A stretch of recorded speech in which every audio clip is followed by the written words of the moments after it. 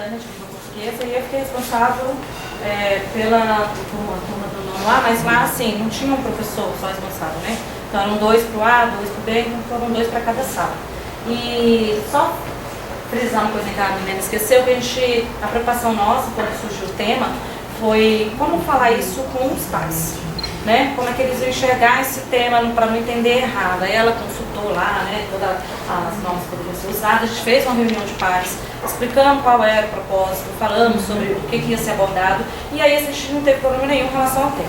Em relação ao trabalho na TCA mesmo, eu vou falar o que eu presenciei da minha sala e que a gente acabou presenciando das outras, porque a gente acabou um ajudando o outro, né? Porque tinha uma dúvida, alguma coisa, ia lá perguntar. Então, assim, em relação ao envolvimento dos alunos, foi assim, quase 100%. A gente só teve um grupo, de um nono C, que a gente faltaram 3 alunos, restantes todos vieram. Todos apresentaram o trabalho, todos tinham sua participação falando ou fazendo alguma coisa, então todos apresentaram o trabalho, que era o final, né? Eu percebi assim, no começo, apesar de ser um tema de interesse deles, eles não estavam levando muito a sério. Acho que eles pensaram assim, vai ser mais um trabalho de pesquisa, né? E depois a gente só entrega e acabou. No começo foi bem essa impressão. Quando a gente passou o videozinho no TCA, né, como é que ia ser as etapas, tudo, eu acho que aí eles entenderam a complexidade do trabalho em si. Né? E aí eles começaram a correr atrás, eles iam fora do horário, pegaram o horário que tinha contraturno, buscaram. E assim, apesar da gente pensar assim, né, eles já sabem tudo sobre esse tema, não, a gente se engana bastante. Né? Porque a gente pensa assim, eles já sabem mexer no computador, eles já entendem esse tema, e não. Lá a gente percebeu assim que não sabem tudo. Né? Muita coisa eles sabiam de uma forma diferente. No meu caso, que foi o nono A, a gente ficou voltado para os aspectos socioculturais. Então eles tinham que trabalhar o tema comparando com um outro país. Né? Eles tinham que falar como é que era aqui no Brasil, como é que era no outro país mais rígido, né? Diferente. Então eles tinham que fazer essa relação. E aí eu aproveitei o tema do TCA, né? E a gente construiu o trabalho teórico lá em cima das normas da BNT, para eles já irem aprendendo. Eles produziram um acróstico em cima da temática, né? E por final eles iam apresentar o trabalho no recurso do PowerPoint, né? Então eles acabaram fazendo várias coisas ao mesmo tempo para sair o resultado final. E o que eu achei interessante, né, no dia das apresentações, porque a gente apresentou assim, uma sala apresentava para uma do 8º ano. E eu falei assim, nossa, será que esse negócio vai dar certo, né? Colocar todo mundo nessa sala de informática aqui é muito aluno. No dia que o nono A apresentou, eu tinha 30 alunos apresentando e mais 28 da outra sala. Né? Então estava lotado, eu falei, não vai dar certo esse negócio, mas olha, a gente se surpreende. Porque foi maravilhoso. Todo mundo colaborou, eles se interessaram, fizeram pergunta, porque a gente deixou esse espaço para pergunta, teve a troca de perguntas, entregaram o folder para eles no final. E assim, a gente pensa que vai ser de uma forma e eles surpreendem a gente no final. Né? Então achei assim, que o trabalho foi muito positivo. Ano passado eu não estava de manhã, né, no horário que tem o TCA, mas eu vi o trabalho da escola. E eu achei que esse ano foi mais assim, condensado. Né? A gente conseguiu ver o começo, meio e fim. Né? E tirando de todo o trabalho que foi feito, eu acho que o mais importante não é nem a finalização desse trabalho, foi todo o processo. Eles cresceram muito no trabalho. Do primeiro dia que a gente entrou lá, que a gente levantou o assunto, que foi no primeiro dia de pesquisa, até para o último, eles ficavam perguntando, porque tinha o dia fixo, né? Por exemplo, o nono A era na terça-feira, o nono D na quarta, então cada um tinha o seu dia de ir lá fazer o projeto. E eles ficavam assim, professora, na semana que vem a gente vai de novo? Preciso voltar lá, porque a gente está terminando de fazer tal coisa. Então, assim, foi um empenho de todos os alunos. Eles tiveram um pouquinho de dificuldade no folder. Né? Eles brincam muito no computador, mas quando chega ali na prática, muita coisa, eles ficam ali meio travados. Então, assim, aprenderam a utilizar os recursos lá no folder. Todos fizeram. A gente tem uma sala lá que ela tem um pouco de dificuldade em relação a trabalhar assim como os outros, né? E a gente pensou assim, nossa, não vai sair nessa sala, né, o projeto, mas olha, surpreenderam, porque um sabia desenhar, ajudou no desenho do folder, o outro sabia pintar, o outro ajudou a fazer uma dramatização na hora da apresentação, e assim, o que a gente achou que não ia sair, saiu. E no final eu fiz uma avaliação com eles, né? Eu falei, o que vocês acharam do TCA? E todos gostaram de fazer o trabalho. No começo eles ficaram assim, é muito trabalhoso, isso é difícil, e no final eles gostaram. Então acho que isso que é o mais importante, né? Ver todo o progresso deles lá do comecinho até a finalização do trabalho. E aí assim, a escola toda sabia o que era o TCA. toda a escola estava envolvida. De uma forma ou outra estava envolvida. Às vezes não estava lá dentro com a gente na sala de informática, mas sabia o que estava acontecendo, o que ia acontecer e como ia ser. No dia das apresentações a gente colocou os cartazes na escola, né, quem ia apresentar para quem, e a gente ainda não conseguiu fazer o que seria a meta, né, a escola toda assistir. A gente só conseguiu fazer essa relação com os 8º anos, porque eles serão próximos, né, no ano que vem. E a sensibilização com os 8º anos foi super importante, porque eles respeitaram o trabalho do outro e já estão lá, né, pensando que o ano que vem serão eles. Tá? Os meninos podem agora falar também.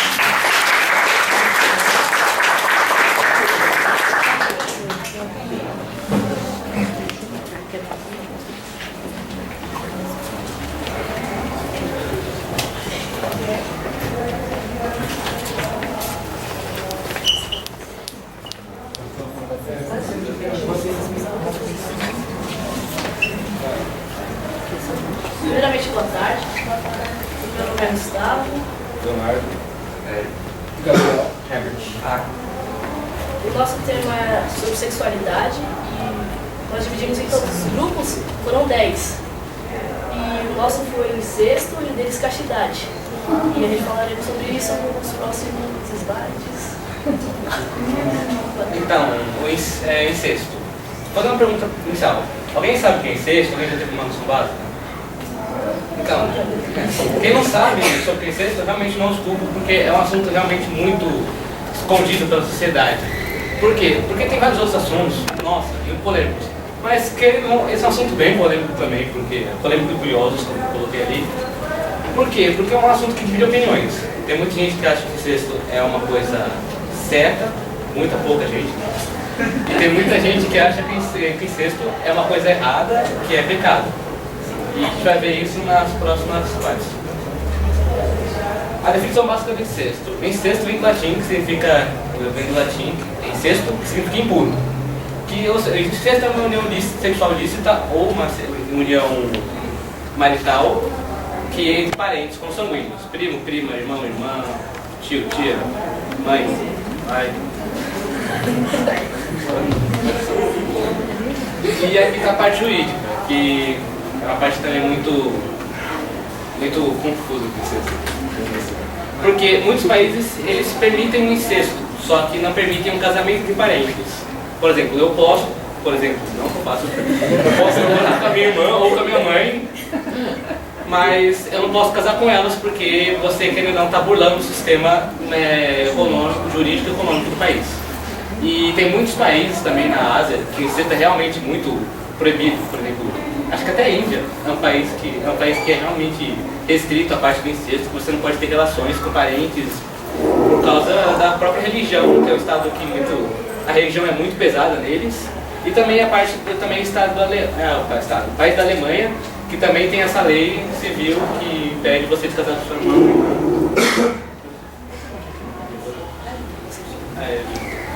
E também tem os países, a parte aqui só concorda com o que eu disse. E também, por exemplo, você não é, tipo, por exemplo, você pode, por exemplo, beijar sua mãe, mas você não pode ter relações sexuais, por exemplo. Não pode ter coito oral, anal e algumas posições do ato sexual comum. E pode passar.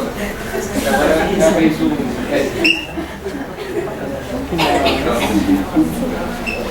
Agora a gente vai introduzir um assunto que mas não é igreja, mas algumas religiões, mas o incesto é citado principalmente em algumas religiões cristãs, que tem como base a Bíblia. A pergunta que sempre fazem é que se Deus proíbe o incesto, como é que Adão e Eva e os seus filhos se reproduziram para povoar a terra? A resposta mais simples para isso é que Deus não proibia no início o incesto. Porque para você para você conseguir reproduzir só com os irmãos, só incesto mesmo. E eles se reproduziram tanto que teve um ponto que o sangue não era mais o mesmo. O pai não era o mesmo do filho. E então nesse ponto Deus ele poderia voltar a proibir o incesto porque não existia mais. Aqui a gente vai falar do incesto na história, que seria, a gente vai precisamente no Egito, no Egito Antigo. É um pouco difícil falar porque por causa do tempo e porque não tem muitos fatos. Mas alguns pesquisadores dizem que o Egito é o berço do incesto, porque ocorria muito, mas na verdade não. O incesto no Egito era limitado à realeza, ou seja, só o faraó e os príncipes poderiam praticar o incesto. Eles usavam o incesto também como uma forma de estratégia política, porque usando o incesto na família, ele nunca ia passar para alguém que seja da plebe, que alguém seja do povo. Então fixava o poder, e assim eles governavam por muitos anos. Aqui a gente fez um acróstico de incesto, que é um poema que usa iniciais das palavras para definir a palavra. Você pode ver que cada inicial forma a palavra incesto. Pode falar. Incesto é o ato de sexo com o familiar. Na maioria das religiões é proibido, considerado como um tabu na sociedade. Em algumas tribos do Brasil, esse ato era comum. Seria a questão de, a partir de Adão e Eva, tratado como costume em algumas culturas, os faraós algumas vezes o praticavam. E alguém tem alguma pergunta antes de acabar? Não nascia, você falou que os faraós faziam incesto, não nascia gente doente, retardada? Na verdade, isso é um mito. Isso é um mito, porque a gente falou que a gente precisava falar isso para realmente não acontecer o ato sexual entre os parentes. Ou seja, não pode ter até casos pode ter até chances de ter, mas não são muito mais Algo que aconteceu muito frequente na época. E aqui no Brasil, se alguém fez ser preso pela lei? Olha, no Brasil você pode praticar sexo, mas não casar. Você Em pode. algum país pode se casar com parentes? Na Rússia tem um processo em que eles estão tentando fazer você poder se casar por irmão, mas ainda está muito longe de ser legalizado. Muito longe.